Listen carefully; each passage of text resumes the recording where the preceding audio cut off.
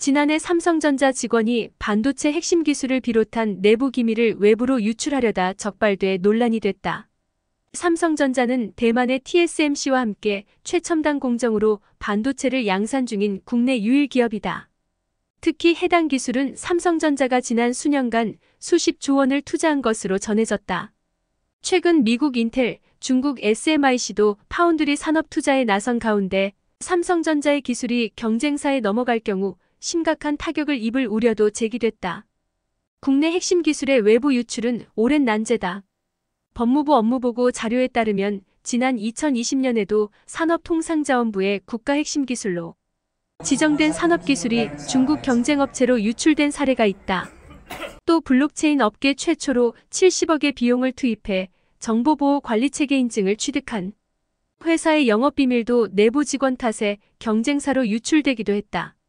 세계적 기술 패권 시대에서 국내 핵심 산업기술이 유출되는 것은 국익에 치명타가 된다. 때문에 국내에서도 산업기술 유출 범죄가 큰 문제로 대두되는 상황이다. 그럼에도 기술 유출 범죄자들은 1심 무죄 판결을 받거나 징역 12년에 벌금 1,000만 원의 처벌에 그치고 있다. 이에 업계에선 정부와 국회 차원에서 산업기술을 보호하는 조치가 필요하다는 목소리가 제기돼 왔다. 국회도 산업기술 보호를 위해 팔을 걷어붙였다.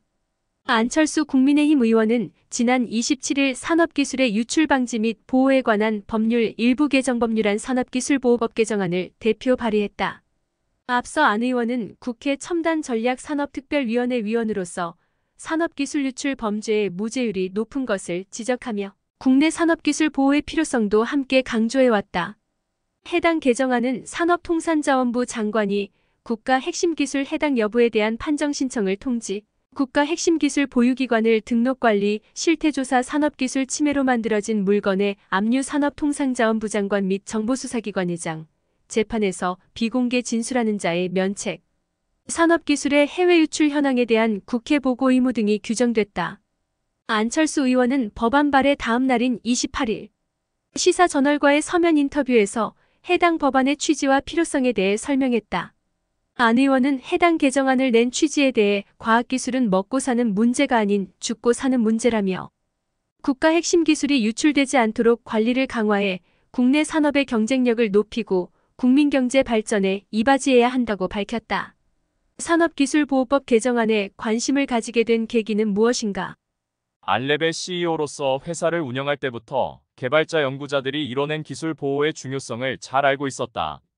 당시 안랩은 우리나라의 사이버 보안 책임자 역할을 하고 있었는데 구멍이 생기면 안 되지 않았겠나. 그래서 가장 신경을 많이 쓴 부분 중 하나였다. 기술 유출 범죄의 무죄율이 그동안 높았던 원인은 무엇으로 보는지. 법무부와 산업통상자원부 등 유관기관의 보고에 따르면 일반 형사사건의 평균 무죄율이 1% 내외인 반면 기술 유출 범죄의 최근 4년간 평균 무죄율이 19.3%에 달하더라. 특히 2019-2022년 실형률도 겨우 10.6%에 불과했다. 산업기술과 영업비밀 유출의 해당성 입증이 매우 어려워서다. 2017년에 양형기준을 일부 상향했고 2019년에는 법정형도 상향됐지만 평균 형량은 여전히 징역 1년 내외로 온정적 선고형에 머물러 있다. 말이 안 되는 수준이다. 낮은 형량도 기술 유출의 한 원인으로 볼 수 있을까?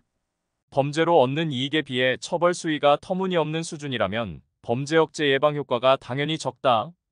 그래서 우리나라도 자국 기술 보호를 중시하는 미국처럼 양형 기준을 대폭 가중시켜야 할 필요성이 있다. 현재처럼 평균 형량 1년 내외가 아니라 형량도 강화해 기술 탈취 범죄에 대한 경각심을 높여야 한다.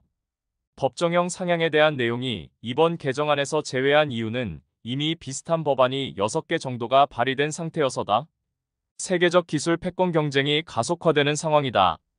해당 법안의 실효성은 얼마나 될까? 결국 기술 보유가 곧 국력이 되는 현실이다. 과학기술은 이제 먹고 사는 문제가 아닌 죽고 사는 문제가 됐다. 국내 산업의 경쟁력을 높이고 국민 경제 발전을 위해 기술 보유는 필수다.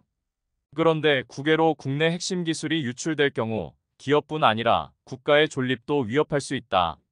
산업기술의 유출을 예방하고 발견 시 빠르게 피해를 구제할 수 있도록 하는 장치를 이번 기회에 마련함으로써 직무상 비밀을 누설, 도용하는 일이 줄어들 것으로 기대한다. 또 침해된 권리를 구제하는 것도 중요하지만 기술 유출이 이뤄지지 않는 것이 가장 이상적이다. 그러려면 국가 핵심 기술에 대한 관리 강화가 우선이다. 개정안을 통해 산자부 장관이 기술 보유기관을 등록 관리하고 실태 조사도 할 수 있도록 했다. 여기에 산업기술의 해외 유출 현황도 국회에 보고하도록 할 필요가 있어서 개정안에 넣었다. 법무부의 협조가 수반된다면 국회에서 보고 내용을 토대로 정책과 입법을 통해 개선책을 마련할 수 있을 것이다.